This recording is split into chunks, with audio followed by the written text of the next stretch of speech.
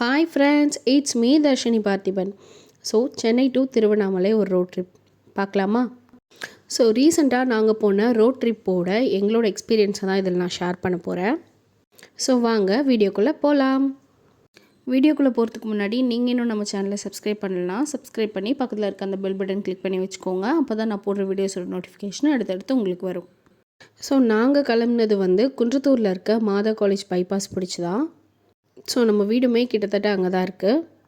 So நம்ம போகிற வழி எப்படி இருக்கும்னா, இந்த கிளாம்பாக்கம், பெருங்களத்தூர்லாம் இருக்கு இல்லையா, ஸோ அது தாண்டி செங்கல்பட்டு, மேல்மருவத்தூர், திண்டிவனம், செஞ்சி, திருவண்ணாமலை இந்த மாதிரி தான் வழியில் போகிறோம். ஸோ தூரத்தில் தெரிகிற அந்த முருகன் கோயிலில் இருக்க முருகருக்கு ஒரு பாய் சொல்லிவிட்டு கிளம்பியாச்சு. ஸோ கிளம்பி கொஞ்சம் நேரம் கூட ஆகலை, நம்ம கிளாம்பாக்கமே வந்துட்டோம். ஸோ இதுதான் கிளாம்பாக்கமோட புது பஸ் ஸ்டாண்ட்.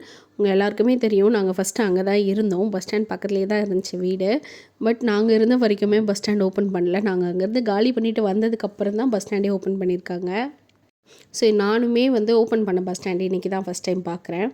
ஸோ கிளம்பி கொஞ்ச நேரத்துலேயே பசி எடுத்ததுனால நம்ம ஒரு பக்கத்தில் இருக்க மதுரை கண்ணப்பர் மெஸ்ஸில் தான் சாப்பிட்டோம்.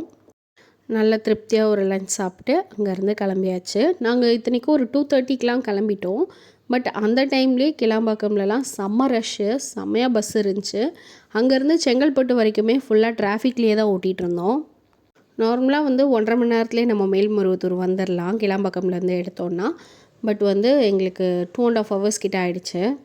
ஸோ அதுக்குள்ளே இருட்டியும் போச்சு. நாங்கள் இதை எக்ஸ்பெக்டே பண்ணல. பிகாஸ் நம்ம 2:30க்கு எடுத்துருக்கோங்கும்போது 6:30 ஒரு 7க்கெலாம் வீட்டுக்கு போயிடலான்னு நினச்சோம். நம்ம பிளான் ஃப்ளாப் ஆகிடுச்சு. சரி பரவாயில்ல, வீட்டுக்கு போனால் போதும் அப்படின்னு சொல்லி இத்தனைக்கும் ரொம்ப ஸ்பீடாலாம் போகல, ஒரு மாட்ரேட்டான ஸ்பீடில் தான் போனோம். சேஃப்டி முக்கியம்ல. ஸோ நம்ம பைக்கில் கிளம்புனா எல்லோரும் பஸ்ஸில் கிளம்புவாங்கன்னு நினைக்கிறது தான் தப்பு போல் இருக்குது.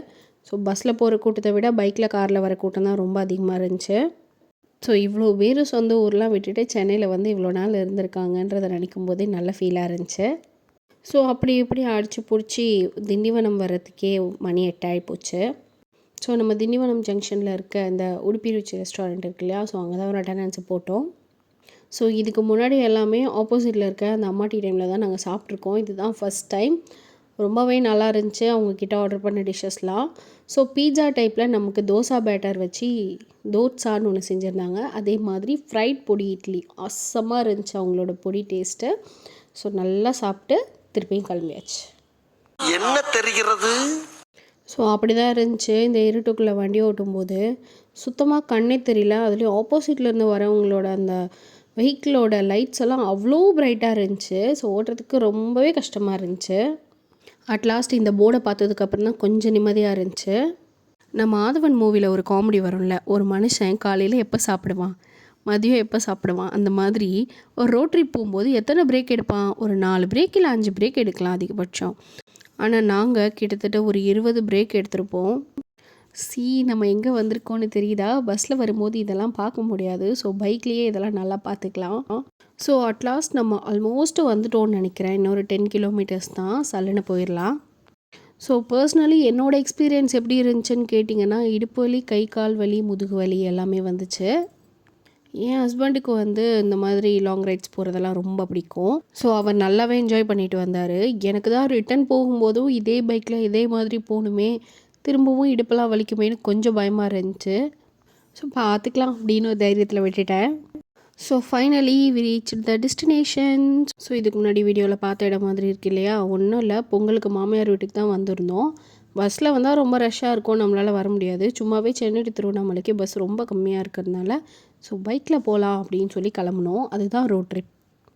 இந்த ட்விஸ்ட் நீங்கள் எதிர்பார்த்துக்க மாட்டீங்கல்ல. ஸோ ஃபைனலி மாமியார் வீட்டுக்கு வந்தாச்சு. ஸோ பஸ்ஸில் 4 ஹவர்ஸில் வர ஒரு இடத்துக்கு நாங்கள் 6 hours ரோட் ட்ரிப் பண்ணியிருக்கோம். ஸோ இந்த எக்ஸ்பீரியன்ஸ் எங்களுக்கு ரொம்பவே நல்லா இருந்துச்சு. உங்களுக்கு இந்த வீடியோ பிடிச்சிருக்கா இல்லையாங்கிறத எனக்கு கமெண்ட்டில் சொல்லுங்கள். தேங்க்ஸ் ஃபார் வாட்சிங். பாய்.